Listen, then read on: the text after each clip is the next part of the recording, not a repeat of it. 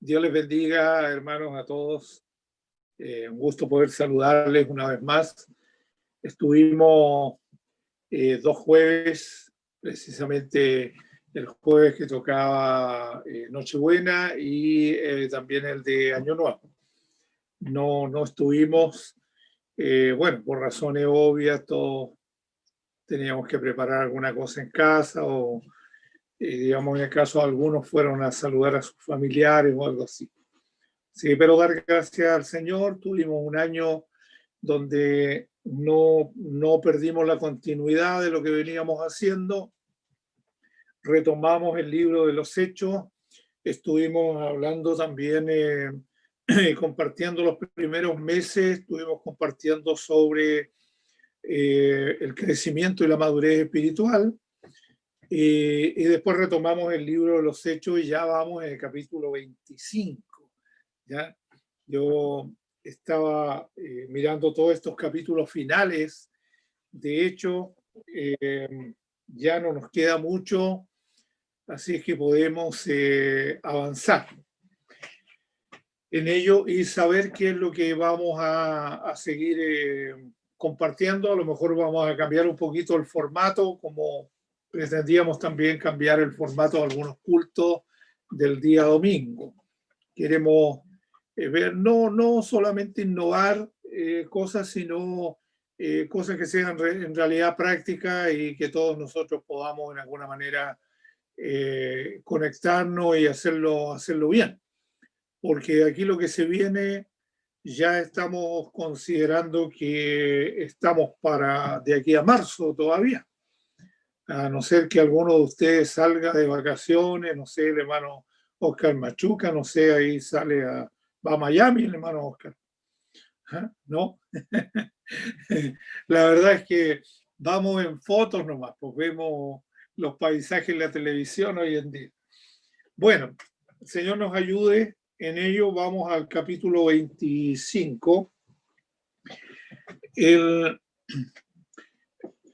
Quiero remontarme un poquito atrás, retroceder un poquito para considerar que a partir del capítulo 23 comenzó esta situación de acusaciones cuando Pablo decide ir entonces a Jerusalén y presentar allí sus votos al Señor y todo ello.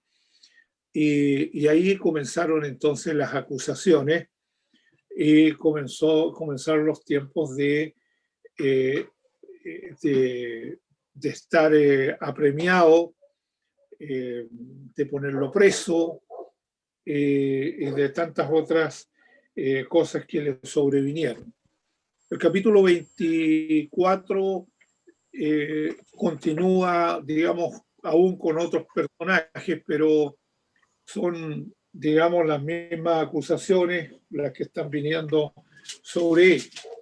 Terminamos el capítulo 24, donde manifiesta, ¿no es cierto?, acerca de Félix, ¿ya?, quien era por esos días gobernador, y él esperaba que Pablo le diese dinero, es lo que dice en los últimos versículos del capítulo 24, que Pablo le diera dinero para soltarle.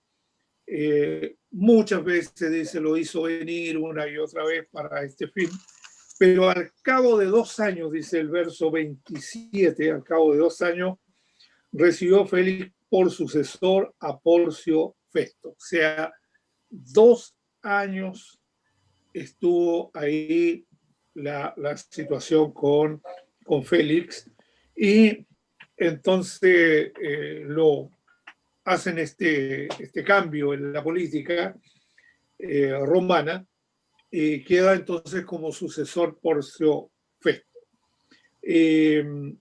Queriendo Félix, dice, congraciarse con los judíos, aún a pesar de todas las situaciones anteriores, decide dejarlo preso a Pablo.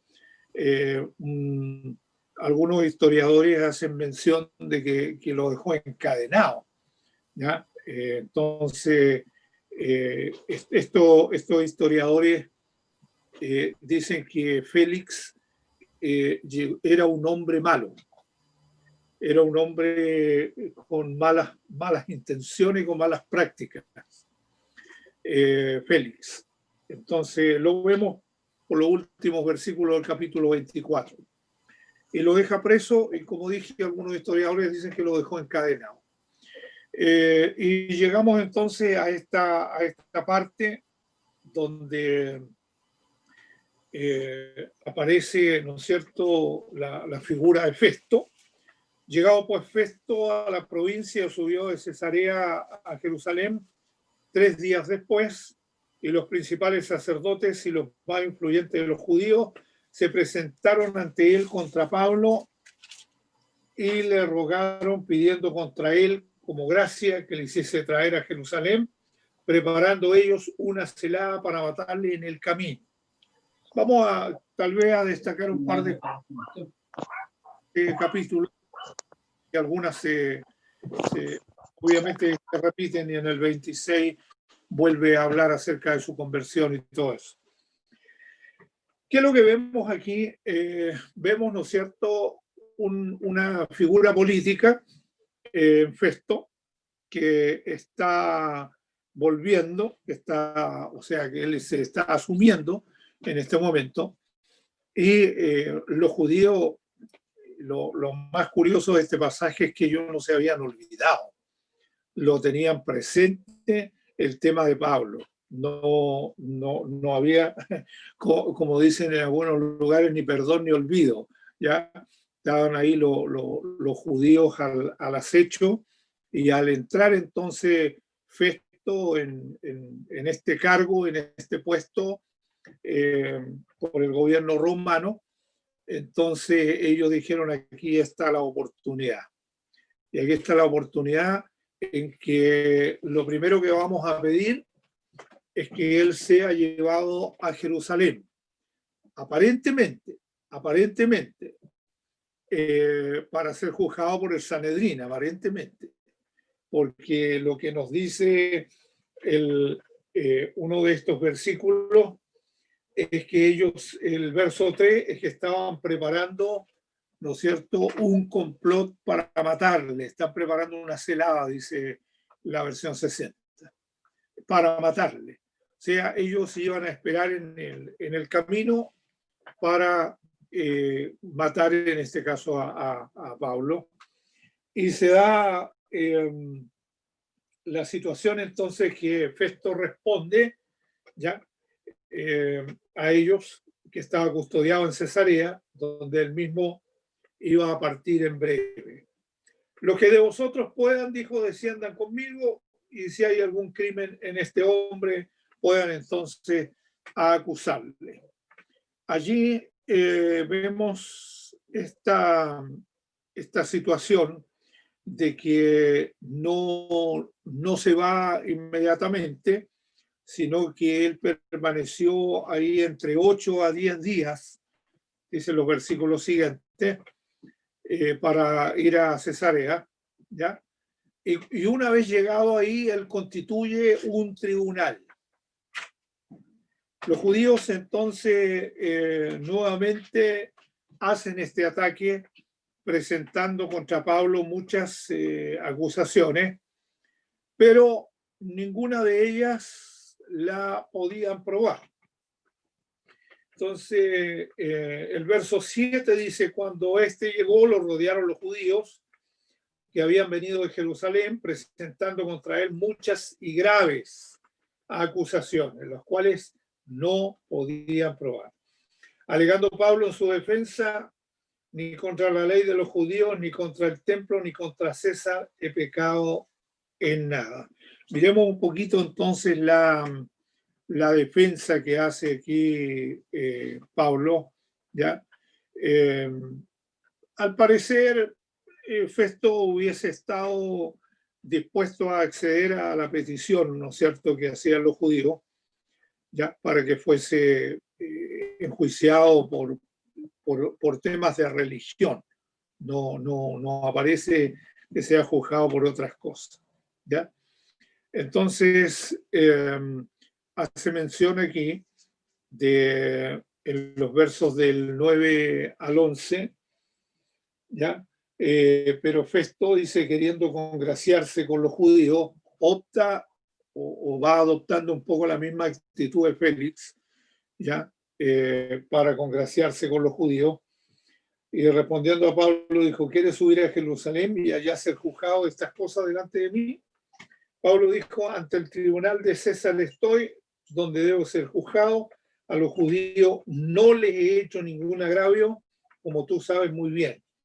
Porque si algún agravio o cosa alguna digna de muerte he hecho, no rehúso morir.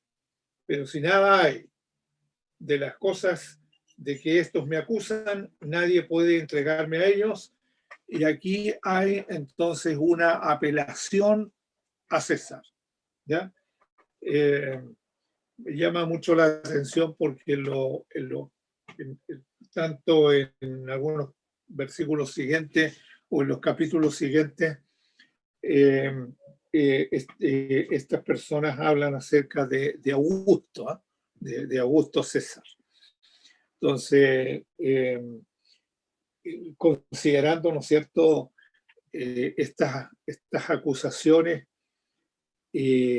y él, como ya había mencionado, ser un ciudadano romano, entonces, obviamente que la apelación la está haciendo con una altura de mira, como alguno de ustedes mencionó en una clase pasada, ¿no es cierto?, que aquí no hay una astucia de parte de Pablo, sino que hay una visión mucho más amplia, más panorámica de la situación que le está aconteciendo.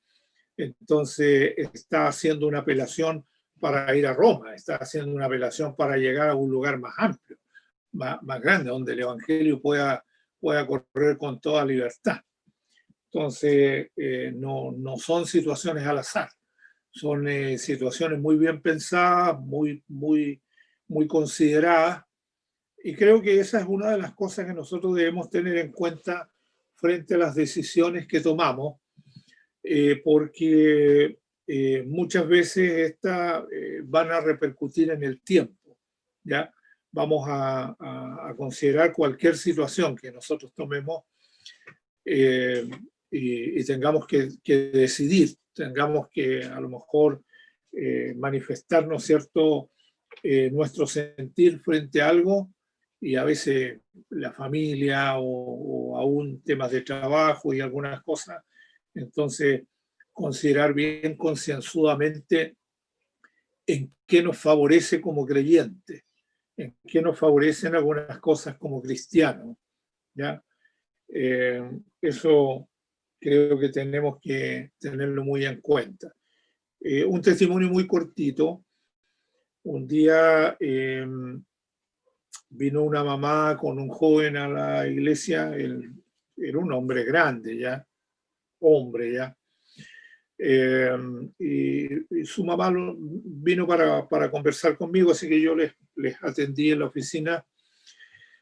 Y la mamá me dice, mire, pastor, este chico se quiere ir a un lugar en el sur, y la verdad es que yo no estoy muy de acuerdo porque resulta que él ya empezó acá con algunos problemas de drogas, y yo no estoy muy de acuerdo que él tome la decisión de irse a ese lugar.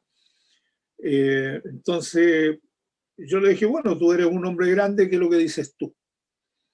Y él me dijo, no, yo en realidad sí me quiero ir. Parece que era hijo único él. Me dijo, sí, bueno, mi mamá se puede defender sola, qué sé yo, y argumentó algunas cosas. La cosa es que ni su mamá ni yo lo pudimos persuadir de tomar una decisión, y se fue. Al cabo de un año y meses regresó, y regresó muy mal. Su mamá me había conversado la situación que estaba, y la verdad es que se involucró con gente de las drogas, fuertemente, digamos, cayó en un estado depresivo y en un estado muy mal, muy deplorable. Entonces, él se recordaba de la decisión que había tomado y cómo su mamá había acudido a la iglesia para que en alguna manera le pudiéramos dar una palabra. Y esa decisión, la verdad es que yo podría decir que hasta el día de hoy lo ha mantenido cautivo a él, digamos, muy mal a este joven. Entonces, son situaciones de pronto que en las decisiones hay que saber tomarlas. Y aquí Pablo está tomando una decisión, ¿no es cierto?, que va a ser relevante en el tiempo. Nosotros lo vamos a ver. De hecho, la carta siguiente que viene del libro de los Hechos es la carta a los romanos, ¿ya?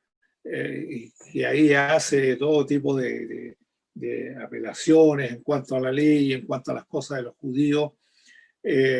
Digamos, aprovechó bien el tiempo.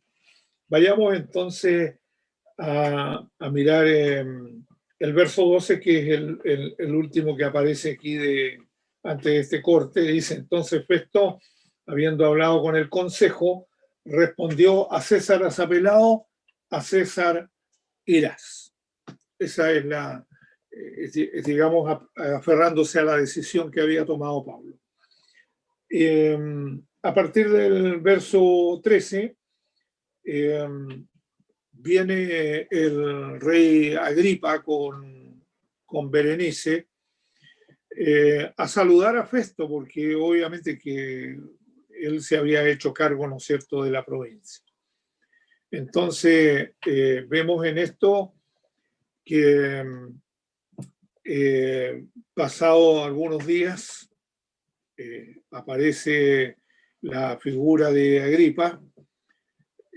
Vienen a Cesarea para recibirle en el cargo, felicitarlo ya por la designación. Este Agripa era hijo de Herodes Agripa I, ¿ya?, que había hecho asesinar a Jacobo y había hecho encarcelar a Pedro. En el capítulo 12 de los Hechos aparece, ¿no es cierto?, esta situación de cuando encarcelan a Pedro.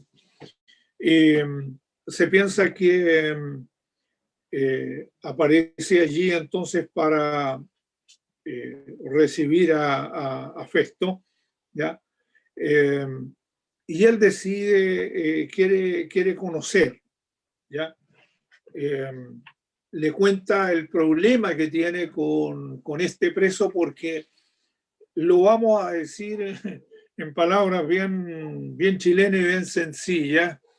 El cachito del que está preso ahí, que para nosotros obviamente es el apóstol Pablo, pero para ellos estaba pasando de mano en mano, había venido ya, como dije, del capítulo 23 en adelante, con todas estas acusaciones, y ahora lo encontramos aquí en esta situación, y quiere conocer, digamos, le cuenta a Festo lo que hizo Félix y cómo lo dejó allí y cómo fue traspasado, y apenas él se hizo cargo vinieron los judíos para manifestar las acusaciones, ¿ya? Entonces decide contarle a Agripa el problema que tiene con este preso, ¿ya? La exigencia que tienen los judíos para condenarle, y entonces le dice que había insistido en un juicio en que el acusado pudiese presentarse, y eso estaba conforme a la ley de los romanos. Ninguno le podía a él acusar si no tenía prueba o no tenía una apelación. Recordemos que muchas de nuestras leyes han surgido precisamente de estos imperios. Varias de las leyes actuales, digamos, obviamente que se han ido modificando, pero inicialmente surgieron del Senado y de todo aquello que tenían los griegos primeramente y después los romanos, y cómo podían acusar a una persona, en fin, sin haberle prestado atención. Hay un libro que habla acerca de la acusación que hicieron los judíos a Jesús.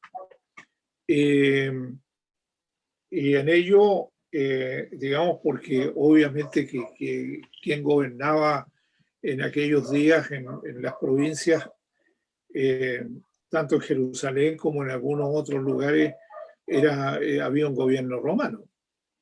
Entonces, unos abogados tomaron este caso y vieron todas las pruebas que habían contra Jesús de parte de ellos y cuántas cosas se saltaron para acusarlo y para llegar, digamos, a ejercer una muerte tormentosa, porque la muerte de cruz era una muerte tormentosa, ¿ya? No era sencillo. Entonces lo juzgaron conforme a esas leyes, conforme a las leyes más bien de los romanos. Y ahora tenemos el caso de Pablo. Tenemos el caso exactamente similar a eso, ¿ya? Y están entonces los judíos presentando estas situaciones, ¿no es cierto? Principales sacerdotes. El verso 15 me gustaría que lo pudiera leer, oír conmigo. Dice: respecto al cual, cuando fui a Jerusalén, se me presentaron los principales sacerdotes y los ancianos de los judíos pidiendo condenación contra él. A esto respondí que no es costumbre de los romanos entregar a alguno a la muerte antes que el acusado tenga delante a sus acusadores y pueda defenderse de la acusación. Lo del verso 15 es una de las cosas que llama poderosamente la atención y no puedo dejar de comentarla, porque yo creo que tanto usted como yo no se asociaría con líderes religiosos que tuviesen en primer lugar la mentira y que tuviesen una consideración con respecto al asesinato. Esa es una de las cosas que está, si pudiéramos subrayar el verso 15, nos daríamos cuenta de que los principales sacerdotes que menciona allí están amparando estas dos situaciones. La situación de la mentira contra Pablo, porque no había ninguna acusación que fuera cierta, y la segunda amparando básicamente el tema de que querían lincharlo o querían asesinarlo. Entonces, cabe la pregunta de que ninguno de nosotros nos asociaríamos con líderes religiosos que tuviesen esas intenciones. ¿Por qué comento esto? Quizás puede sonar simple, pero no lo es tanto. Estamos hablando de personas que tienen una comunión con Dios. Y aquí está lo grave del asunto cuando la gente ocupa cargos religiosos o cargos o ocupaciones, ¿no es cierto?, que tienen que ver con un liderazgo espiritual y en el fondo no tienen una comunión con Dios, no viven la vida de Cristo, no viven la vida cristiana ni en sus hogares, ni en lo que ellos hacen, ni en el cargo que representan. Entonces, es una situación compleja la que nosotros vemos en el verso 15 de principales sacerdotes, los principales de los judíos.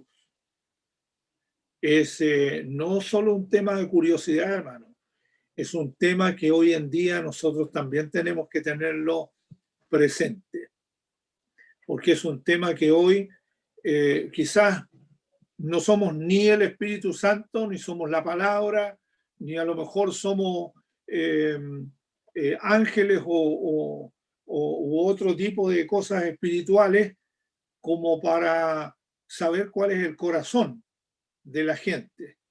Pero sí debemos entender que nosotros vemos actitudes en estos tiempos. Nosotros vemos actitudes, vemos el carácter, vemos cómo la persona se conduce, qué hace, cómo lo hace, cómo habla, qué dice, qué ministra, qué imparte. Y en eso nosotros tenemos que sacar lecciones de esto. Porque hoy en día la gente por un puesto, por un cargo, por tener dinero, por tener fama, prestigio, puede hacer cualquier cosa. Entonces, Dios nos ayude. Dios nos ayude.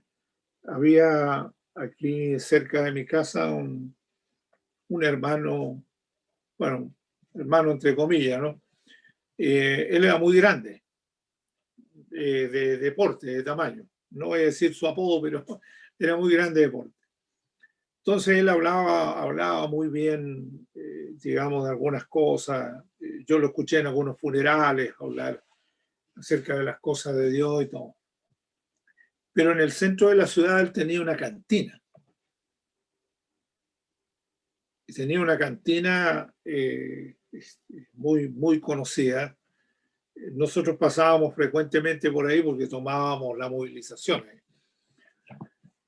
Entonces un día él hizo mención de que los curaditos estaban enfermos y él les proporcionaba el remedio para su enfermedad. Y él decía que era hermano y que participaba, en fin, y tenía por ahí algún cargo. La verdad es que nos costaba creerle, hermano. Nos costaba creerle. Y hoy en día eso ocurre. No podía dejar de comentar el verso 15 porque lo encontré bastante delicado, de que los principales sacerdotes y los ancianos de los judíos pidieran condenación, pidieran asesinarle, sabiendo que ellos no estaban bien y estaban amparando una mentira. Dios nos ayude. Si tiene un mejor comentario, hágalo nomás, hermano. Yo no tengo inconveniente en ello, ¿ya? Pero es interesante mirar esa parte, ¿ya? Le responde entonces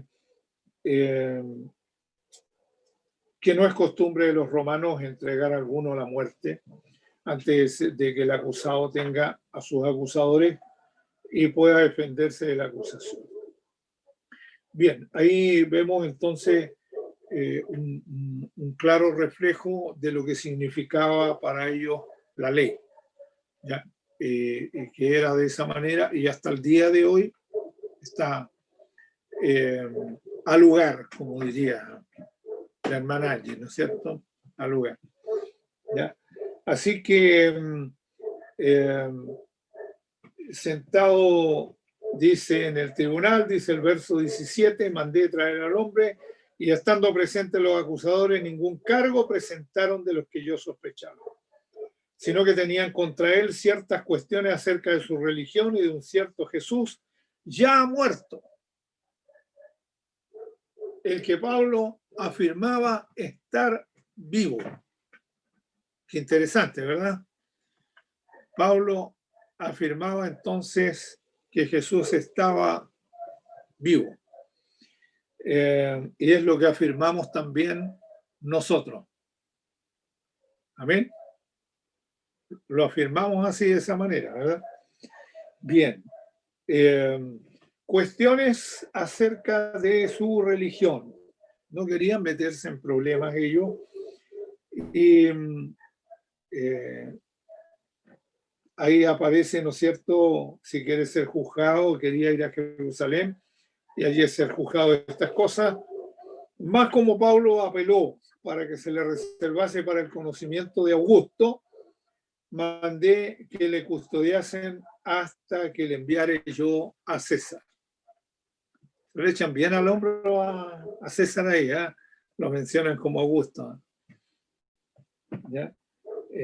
No me diga nada con respecto al nombre. Entonces, Agripa decide también oírle, y al otro día entonces, viniendo Agripa y Berenice con mucha pompa y entrando en la audiencia con los tribunos y principales hombres de la ciudad, por mandato de Festo fue traído Pablo. Entonces Festo dijo: Rey Agripa y todos los varones que estáis aquí junto con nosotros, aquí tenéis a este hombre, respecto del cual toda la multitud de los judíos me ha demandado en Jerusalén, y aquí dando voces que no debe vivir más. Pero yo, hallando que ninguna cosa digna de muerte ha hecho, y como él mismo apeló a Augusto, he determinado enviarle a él. Como no tengo cosa cierta que escribir a mi señor, le he traído ante vosotros, y mayormente ante ti, oh rey Agripa, para que después de examinarle tenga yo que escribir. Porque me parece fuera de razón enviar un preso y no informar de los cargos que haya en su contra. Qué interesante es el relato de Lucas, muy acertado, con mucho conocimiento, digamos, de estas causas. ¿Ya? Festo repasa algunas de las acusaciones, ¿ya? Y de cuál es la situación actual de Pablo y cómo él no quiere ir a Jerusalén, sino que hace la apelación para ir a César, ¿ya? Y esto le generaba también a ellos un problema al enviar a su preso a Roma, porque ¿qué acusación podrían presentar entonces contra él? Por cuanto Agripa estaba familiarizado con las cuestiones del judaísmo, ¿no es cierto? Lo que espera Festo que él haga es conseguir ayuda de él, ¿no es cierto?, para llegar a presentar una acusación apropiada, una buena acusación, ¿ya? Festo dice un cierto Jesús. Así habla este Festo de aquel, ¿no es cierto?, ante el cual se ha de doblar toda rodilla. Vemos que llegamos hasta este punto final, porque esto continúa en el capítulo 26, hace su defensa Pablo, ahora la hace ante Agripa, con los mismos argumentos que había traído antes, y es eso más que nada. No podían enviar a un preso sin indicar los cargos que había en su contra, ¿ya? Había que hacerlo de esa manera, ya que él había apelado, ¿no es cierto?, a algo mayor. No sé si hay algún comentario o alguna consulta, hermano Jorge.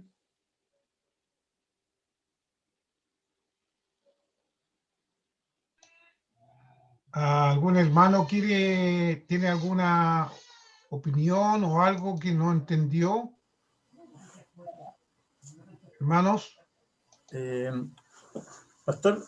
Hermano Pablo. Sí, es interesante aportar nomás como dato. Esta Agripa al cual es presentado Pablo es el bisnieto de Herodes el Grande, el que quiso matar a Jesús. Claro. Y es nieto del que mató a Juan el Bautista y hijo del que mató a Santiago. Ahora está Pablo puesto ahí a su disposición. Indudablemente que él no tenía jurisdicción sobre Pablo directamente, porque él gobernaba otra provincia, pero era de la misma casta y de la misma estirpe de los anteriores. Y lo otro que la historia dice que tenía una relación incestuosa con Berenice, porque Berenice era hermana. Algunos dicen que era hermanastra, pero otros dicen que era literalmente hermana, así que tenía una relación incestuosa. Sí, era su hermana. El otro dato interesante, el César al cual apeló Pablo fue nada menos que Nerón, que en sus primeros 5 años fue un César bastante, digamos, correcto, bien aconsejado y todo, pero posteriormente se volvió en uno de los peores anticristianos, se conoce la historia, quemó Roma y le echó la culpa a los cristianos, justamente. Así, como datos, digamos, adyacentes a la historia. Amén. Sí, muy acertado tu comentario. Sí, bueno, se dice Berenice era su hermana. Su hermana, apareció con su hermana. Me llama la atención de que la versión 60 dice que entraron con toda pompa. Sí. Entraron luciéndose un poco quiénes eran, ¿no? Sí. Quiénes eran. No sé si hay alguna otra intervención. Hermana Angie levantó la mano. ¿No? Ah, ya había visto levantar la mano. ¿Algún otro hermano que desee hacer algún comentario o alguna pregunta? Yo iba a decir... Hermano Oscar Marabolí. Se entiende que nos ajusta el texto bíblico a lo que dice, digamos, la palabra en sí, ¿ya? Porque pudiéramos sacar muchas cosas anexas. Hermano Oscar. Es que analizaba el tema de que estuvo tanto tiempo, que pasó de mano a mano de diferentes líderes, de diferentes sectores, en este proceso de buscar si era culpable o inocente de los cargos que se le imputaban. Y yo pensaba, y no sé si estoy en lo correcto, que quizás el Señor permitió todo esto porque le dio harto tiempo a Pablo de predicar libremente a todas las autoridades de Roma en un largo tiempo también. Claro, No sé si... bueno, sí, ese es un comentario que en alguna manera lo íbamos a hacer en el capítulo 26, porque, digamos, cómo emplea, cómo Dios le da la salida en cuanto a las defensas que él hace, y los tiempos cómo se van prolongando, digamos, le permite ir conociendo diferentes personas a las cuales le va presentando el Evangelio. Y aparte de ello, digamos, hay una serie de acontecimientos alrededor. Por ahí algunos de ellos le permiten, por ejemplo, venir los creyentes con él. O sea, los creyentes tampoco se habían olvidado de Pablo, ¿ya? Los cristianos de Cesarea y todo ello, y de algunos otros lugares, no se habían olvidado de él. De hecho, los capítulos siguientes, cuando llega precisamente a lugares, es recibido por los hermanos, es acogido por ellos. Entonces, se le permite cierta, como dice hermano Oscar, ciertas libertades. Y eso le va permitiendo también a Pablo el exponer el Evangelio, el exponer a Cristo. Hoy en día para nosotros es un poco difícil situarse históricamente en la situación en que él se encontraba. Pero nos cuesta un poquito llegar a mirar con detención de que esta es una situación que está basada en otro contexto, porque cuando nosotros leemos las epístolas, leemos Romanos, leemos Efesios, Colosenses, algunas de las otras epístolas, nosotros nos damos cuenta que hay un hombre imponente frente a la Escritura, con un conocimiento, digamos, de la persona de Cristo en los tiempos que él pudo escribir y todo eso, pero no nos imaginamos a una persona en el contexto de estar preso, de estar detenido por tiempo, en una condición de no ser juzgado correctamente. Esa parte nos cuesta un poquito visualizarla bien o mirarla con detención. No sé si me expliqué, pero nosotros vemos más en las epístolas, ¿no es cierto?, un paladín de la fe. Vemos a un hombre extremadamente grande en el conocimiento de Dios y en el conocimiento del Señor Jesucristo. Entonces, quedamos empequeñecidos frente a eso. Pero muchas de esas lecciones a lo mejor tuvieron que ver por el paso de este tipo de cosas que nosotros vemos hoy, porque claro, estamos hablando de la parte histórica, ¿ya? De la parte que tiene que ver con una persona y de los juicios que tienen que ver con una persona. Pero cómo sale adelante esa persona para mostrarnos, por ejemplo, para mostrarnos la vida de Cristo, para mostrarnos otro tipo de cosas. Entonces, y si lo lleváramos al contexto actual, todos nosotros hemos pensado el día que salgamos de todas estas situaciones que se nos han presentado en este tiempo, obviamente nuestra fe tiene que crecer y nuestro conocimiento con respecto al Señor también tiene que crecer. O sea, vivimos momentos apremiantes, vivimos momentos de incertidumbre, en donde hay que echar mano de la fe, hay que echar mano de algunas cosas, pero en ello son las salidas las buenas. El túnel para todo es oscuro, pero una vez que empezamos a ver la luz del final, nos contentamos y sabemos que hemos salido airosos. Para algunos van a salir de todas estas situaciones para seguir haciendo lo que ellos han hecho toda la vida. Pero nosotros tenemos que sacar lecciones de todo esto. ¿No es cierto? Entonces, a lo mejor no vamos a escribir una epístola, pero entendemos que vamos a tener una lección de vida frente a esa situación. ¿Está bien? Pastor, creo que es bueno recordar que Pablo, ¿no es cierto?, se le advirtió que no debía subir a Jerusalén, advertido por el Espíritu Santo en profecía, y él sencillamente fue a Jerusalén. Y ahí empieza toda una problemática, pero si nosotros vemos la trayectoria de Pablo desde que subió a Jerusalén hasta ahora, ¿cuál es el objetivo? Es llegar a Roma. Ese es el objetivo, llegar a Roma, ¿no es cierto? Ahora, creo que cuando Pablo, ¿no es cierto?, bueno, me voy a adelantar un poquitito, en el capítulo 26, en el 32 dice, y Agripa dijo a Festo, ¿podía este hombre ser puesto en libertad? Puesto en libertad. Si no hubiere apelado a César. O sea, ahí vemos realmente como Pablo también usa una estrategia porque él apeló a César. Ahora, para apelar a César tenían que llevarlo a Roma. Entonces, hermanos, realmente vemos también en este varón cómo toda su defensa, él se defiende con mucha sabiduría y con mucho entendimiento. Todas las defensas que hace están centradas en la verdad. Y con eso deja en evidencia las mentiras de los judíos que lo querían condenar y que lo querían matar.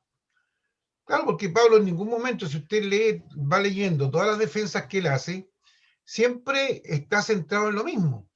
¿Quién era él? ¿Quién había sido él? Un perseguidor de la iglesia, ¿no es cierto?, que tuvo un encuentro personal con el Señor, que el Señor, ¿no es cierto?, ¡pum!, allí él realmente se encontró con la verdad y luego de perseguidor de la iglesia se torna, ¿no es cierto?, en una persona, ¿no es cierto?, defensor de los cristianos.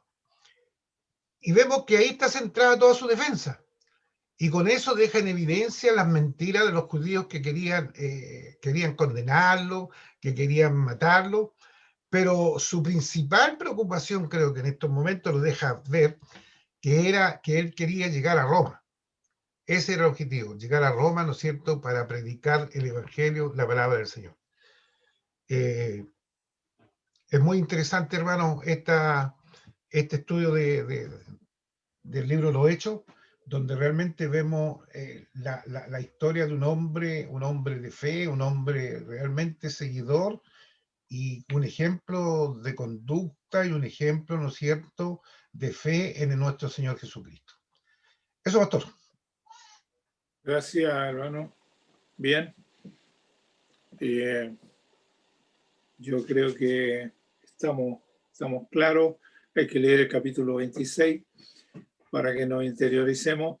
La intención de los estudios bíblicos es más bien que todos podamos aprender o podamos participar sin considerar, ¿no es cierto?, que vamos a buscar cosas que sean a lo mejor conflictivas para muchos y que no tengamos respuesta en el momento, ¿ya? Como nos ha pasado en algunas clases anteriores. Entonces, si hay preguntas y no las podemos responder, las buscamos. Hoy en día el hermano Google tiene muchas respuestas, así que podemos preguntarle también. Y las partes difíciles, digamos, de cualquier condición bíblica. Entonces, hoy día estamos en Biblia, todo lo que sea Biblia es bueno. Estamos usando la versión 60. Si alguien quiere usar alguna otra versión que aclare a lo mejor algún concepto, alguna palabra, puede hacerlo, está en plena libertad de hacerlo. O algún comentario y de pronto lo consideramos dentro del estudio. Ya nos queda muy poco, 3 capítulos. Si fuéramos uno por jueves, ya entenderíamos que en 3 jueves más a lo mejor estaríamos terminando Hechos. Que ha sido largo, pero ha sido, para mí, ha sido bien. Sí, ha sido provechoso. Bien. Gracias, pastor. Gracias por este estudio de la palabra. Recordemos entonces el próximo jueves, en este mismo canal, vamos a estar, ¿no es cierto?, compartiendo el capítulo 26. Es bueno leerlo, hermano, que usted lo lea antes, para que así realmente vaya asimilando más la palabra del Señor.